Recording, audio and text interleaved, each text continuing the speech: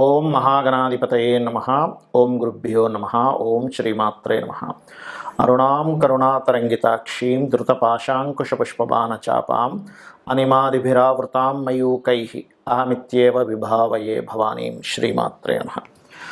ప్రేక్షకులకి ఆ లలితాంబిక అమ్మవారి యొక్క అనుగ్రహం పరిపూర్ణంగా కలగాలని మనస్ఫూర్తిగా కోరుకుంటూ మనం ఈరోజు చెప్పుకోబోయే టాపిక్ ఏమిటంటే, మనకి దక్షిణాయనం 6 నెలల పాటు ఉంటుంది. ఈ యొక్క దక్షిణాయనంలో మనం ఎలా అయితే మహాలయ పక్షాల్లో పితృదేవతలకి దాన ధర్మాల చేత ఎలా అయితే చేసుకుంటామో, అలాగే ఈ 6 నెలలు కూడా ఆ యొక్క విష్ణుమూర్తి యోగ నిద్రలోకి వెళ్తారంటూ ఉంటారు. యోగ నిద్రలోకి వెళ్ళినప్పుడు దేవతా ఆరాధనలతో పాటు ఈ దక్షిణాయనంలో ఏ లగ్నాల వారు, అంటే మొత్తం మనకి 12 లగ్నాల్లో మీరు దేవతారాధన ఏం చేసుకుంటే బాగుంటుంది, పితృదేవత ఆరాధన ఏం చేసుకుంటే బాగుంటుంది, ఎటువంటి దానాలు ఇచ్చుకుంటే మీకు పూర్వజన్మలో ఉన్నటువంటి కర్మ తొలగి ఎటువంటి ఫలితాలు వస్తాయి, అదేవిధంగా పితృదేవత వ్యవస్థ అనేటువంటిది ఎలా పనిచేస్తుంది అనేటువంటిది వీడియో ఎండింగ్ చెప్తాను. కాబట్టి వీడియోని ఎండింగ్ వరకు చూడండి. అయితే ఈ విషయాలు చెప్తుంది నేనైనప్పుడు కూడా చెప్పేస్తుంది సాక్షాత్ లలిత అమ్మవారిగా భావిస్తూ ఒక్కొక్క లగ్నం గురించి మనం తెలుసుకుందాం. ధనుర్లగ్నము, ధనస్సు రాశి. ఈ యొక్క ధనుర్లగ్నం వారికి పర్టికులర్గా ఏంటంటే, భగవంతుడు ఇచ్చిన గొప్ప వరం అనుకోండి, పూర్వజన్మ వాసన అనుకోండి, గొప్ప యోగం ఏంటంటే మంచి చేయాలి అంతే. ఇంకో సెకండ్ థాట్ ఉండదు. ఏదో లక్ష జాతకాల్లో ఒకడికి ఉంటుంది, ఒక వ్యక్తికి అమ్మాయి కావచ్చు అబ్బాయి కావచ్చు, రివర్స్లో ఉంటారు. ఎందుకంటే ఆ గురువు పాడైపోతారు వాళ్ళ జాతకాల్లో. బట్ ఇన్బిల్ట్ యోగా ఈజ్ ఒక గురుత్వ లక్షణం ఉంటుంది. అంటే ఏంటి, అరే వీళ్ళు ఇబ్బంది పడుతున్నారు, ఐ విల్ గైడ్ యూ, నేను మీకు చెప్తాను. అది లక్షణం పరిపూర్ణంగా ఉండే లగ్నం ఈజ్ ధనుర్లగ్నం. మరి మీరు ధనుర్లగ్నంలో జన్మించారు, కానీ ప్రతి జాతకానికి ఒక పూర్వజన్మ కర్మ ఉంటుంది కదా. మరి ఏ కర్మ మిమ్మల్ని వెంటాడి ఇబ్బంది పెడుతుంది, దానికి ఏం చేసుకోవాలి? It's very clear. మీకు ఒకటే గుర్తుపెట్టుకోండి, మిమ్మల్ని వెంటాడేటువంటిది స్త్రీ శాప కర్మ. అంటే అది స్త్రీకి స్త్రీ రూపంలోనే వస్తుంది. అంటే ఆడపడుచు రూపంలోనో, అత్తగారి రూపంలోనో, తల్లిగారి రూపంలోనో, ఏదో రూపంలో వస్తుంది, ఫ్రెండ్ రూపంలోనో. అది పురుషుడికి అయితే భార్య రూపంలో వస్తుంది, గుర్తుపెట్టుకోండి. మరి దీని నుంచి బయటపడడం ఎలా అండి? దేవతా అనుగ్రహంలో పర్టికులర్గా మీరు లక్ష్మీ నరసింహస్వామి ఆరాధన అద్భుతంగా స్త్రీ శాపం నుంచి బయటపడేస్తుంది. ఓన్లీ ధనుర్లగ్నం వాళ్ళకి అందరికీ నేను చెప్పట్లేదు. అలాగే శుక్రగ్రహం, కేతుగ్రహం దగ్గర దీపారాధన. మరి దేవతా అనుగ్రహంతో పాటు పితృదేవతలకు కూడా చేసుకోవాలి కదా. అంటే శుక్రవారాల పూట మీరు బొబ్బర్లు దానంగా ఇవ్వండి, పితృదేవతల కోసమని ఇవ్వండి. లేదా స్వయంపాకం ఇస్తూ ఉంటాం మనకి ఈ అమావాస్యలు లేదా పితృపక్షాలు, లేనట్లయితే ఈ యొక్క దక్షిణాయన సమయంలో కూడా. ఈ సమయంలో పర్టికులర్గా ఎవరైనా సరే ఎక్కువ ఇబ్బంది పడుతున్నాం అనుకునేటువంటి వారు శివాలయంలోకి వెళ్ళి శివుడికి తేనెతో లేదా చెరుకు రసంతో అభిషేకం చేసి, కొంతమందికి వివాహం అవ్వని వారు కూడా ఇచ్చేయచ్చు, చెరుకు రసంతో అభిషేకం లేదా తేనెతో అభిషేకం చేసి అక్కడే కూర్చొని విష్ణు సహస్రనామాలు వింటూ స్వయంపాకాన్ని ఇచ్చే సమయంలో ఖచ్చితంగా బొబ్బర్లు కనుక మీరు దానంగా ఇచ్చారా, పాయింట్ నెంబర్ 1, వివాహం అవ్వట్లేదండి, అవుతుంది. వివాహమై ఇబ్బంది పడుతున్నాము, కుదురుతుంది. అయితే ఇక్కడ మంత్రం కూడా ఉంటుంది లలితాసహస్రనామాల్లో. వివాహం అవ్వట్లేదు అనుకునేటువంటి వారు ఓం కామేశబద్ధ మాంగళ్య సూత్ర శోభిత కందరాయ నమః. లేదంటే వివాహం అయింది కానీ నాకు ఎప్పుడు ఏదో ఎడబాటు ఉంటుంది, ఏదో గొడవ ఉంటుంది, అన్నెసెసరీగా మాకు గొడవలు అవుతున్నాయి, అసలు సరైన రీజన్ లేదు, అలాంటి వారు ఏం చేయాలి? ఇక్కడ 2 వివాహాలు 3 వివాహాలు యోగాలు ఉంటాయి. అప్పుడు వివాహానికి ముందు కుంభ వివాహం లేదా అర్క వివాహం అంటారు, స్త్రీకి పురుషుడికి చేస్తారు, జిల్లేడు మొక్కతోని లేదా అరక చెట్టుతో. అది చేసుకోవాలి. లేదు అయిపోయింది అన్నప్పుడు ఓం శివకామేశ్వరం కస్తా శివాస్వాధీన వల్లభాయ నమః. దీనివల్ల ఏంటంటే శత్రువులు కూడా తగ్గుతారు. స్త్రీ మూలకంగా వచ్చేటువంటి శత్రు సంబంధించినటువంటి లగ్నం ఈ లగ్నం కాబట్టి చేయండి, ఖచ్చితంగా మీరు బయటపడగలుగుతారు. చాలామందికి స్వయంపాకము ఎలా ఇవ్వాలి అనేటువంటి చిన్న సందేహం ఉంది. దానికి ఏమీ టెన్షన్ అక్కర్లేదు. సింపుల్గా మీరు ఏదైతే బియ్యం తింటారో, అన్నాన్ని ఏ బియ్యంతో అయితే వండుకుంటారో సేమ్ అదే బియ్యాన్ని దానంగా ఇవ్వండి. ఇంకా మంచిది ఇవ్వండి కావాలంటే. చాలామంది చేసే మిస్టేక్స్ ఏంటంటే, ఒక 40 రూపీస్ 50 రూపీస్ బియ్యం తెచ్చుకుంటే దానం ఇచ్చేసరికి 20 రూపాయలు 10 రూపాయలు దొరికేవి, రేషన్ షాప్లో దొరికి ఇట్లాంటివి ఇస్తూ ఉంటారు.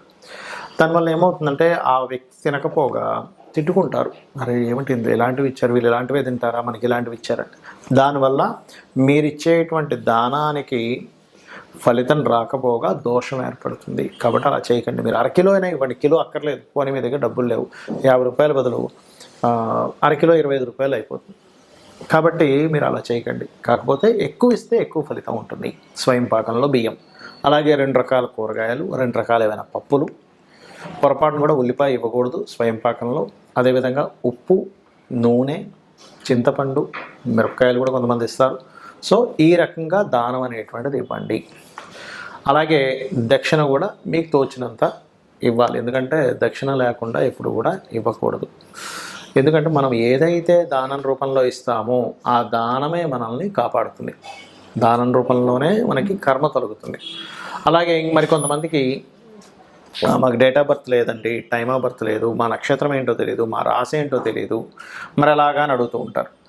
అలా రాశి నక్షత్రం ఏమీ తెలియనటువంటి వారు పర్టికులర్గా ఒక్కొక్క ప్రాబ్లం బట్టి మీరు ఈ దక్షిణాయనంలో పితృదేవతలకి దానం ఇవ్వడం అనేటువంటి అది అద్భుతంగా పనిచేస్తుంది. ఎలాగా అంటే చూడండి, ఆరోగ్య సమస్యలు ఉన్నాయి, అనారోగ్యంతో బాగా ఇబ్బంది పడుతున్నాము, లేదా సంతాన సంబంధించిన విషయంలో ఇబ్బంది ఉంది, ప్రమోషన్స్ రావట్లేదు, ఎంత కష్టపడుతున్నా సరే వేరే వాళ్ళకి వచ్చినంత ప్రమోషన్స్ నాకు రావట్లేదు అనుకునేటువంటి వారు గోధుమలు అమావాస్య నాడు స్వయం పాకం ఇస్తూ గోధుమలు కూడా దానంగా ఇవ్వండి. వాటితో పాటు గోధుమలు, ఎరుపు రంగు వస్త్రము, వేటికి ప్రమోషన్స్ ఆరోగ్య సంబంధించినవి. అయితే ఆరోగ్యానికి గోధుమలు, నువ్వులు కలిపిస్తే ఇంకా మంచిది.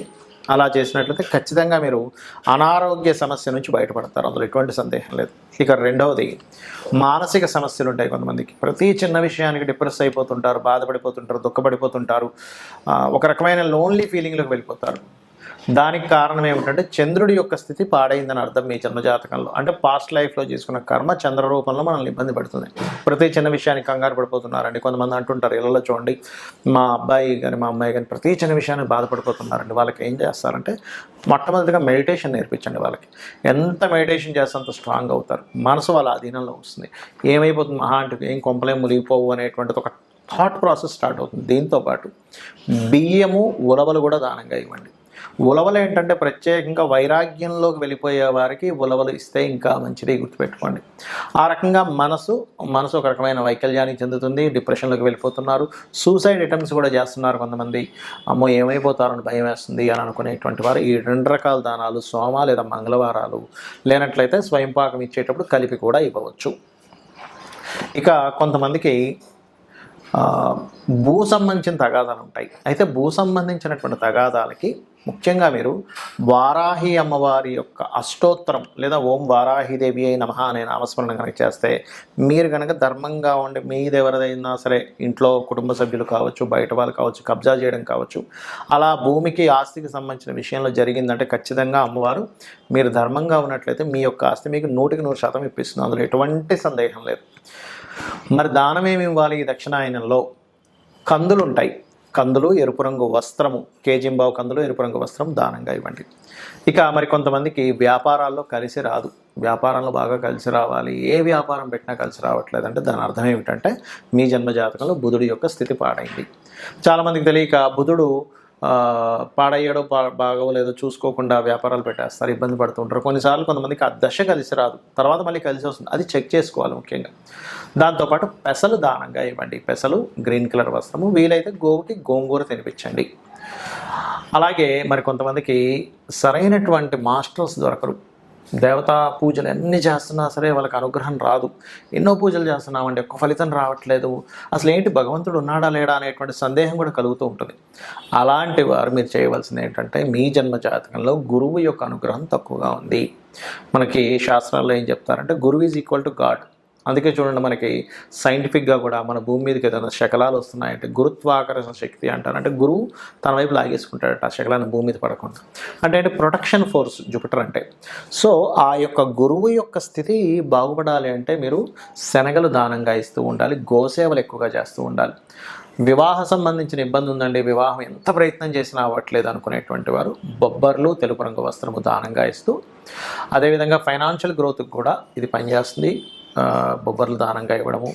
ఇంకా ఎక్కువ ప్రాబ్లం ఉందండి, బొబ్బర్లతో పాటు ఉలవలు కూడా దానంగా ఇవ్వండి. ఉలవలు మల్టీ కలర్ క్లాత్, బొబ్బర్లు వైట్ కలర్ క్లాత్. గోవుకి తీపి చపాతీలు. ఈ యొక్క దక్షిణాయనంలో నూనె వేయకుండా కాల్చినటువంటి గోధుమ పిండితో చేసిన చపాతీలు ఒక 3 చపాతీలు తీసుకొని దానికి చక్కగా తేనెను పూసి సాక్షాత్ అమ్మవారిగా గోవును భావిస్తూ, అందులో ముఖ్యంగా దేశీవాలి గోవు, జెర్సీ ఆవుకు పెట్టొద్దని నేను చెప్పట్లే, పెట్టండి, ఒక ప్రాణికి పెడుతున్నాననే భావంతో పెట్టండి, కానీ ఫలితం ఆశించకండి. జెర్సీ ఆవు పెట్టేటప్పుడు హ్యాపీగా, మీరు యానిమల్ లవర్స్ హ్యాపీగా పెట్టండి, కొన్ని వందల వేల రూపాయలు కూడా ఖర్చు పెట్టండి, అంత కాదట్లా. కానీ దేశీవాలి గోవు పెట్టేటప్పుడు మాత్రమే ఫలితం ఎక్స్పెక్ట్ చేయండి, ఎందుకంటే ఇది దేవతలు ఉంటారు ఇందులో. అదేంటంటే పిగ్తో సమానం అంటారు, పిగ్ స్పెర్మ్తో తయారు చేస్తారు కాబట్టి.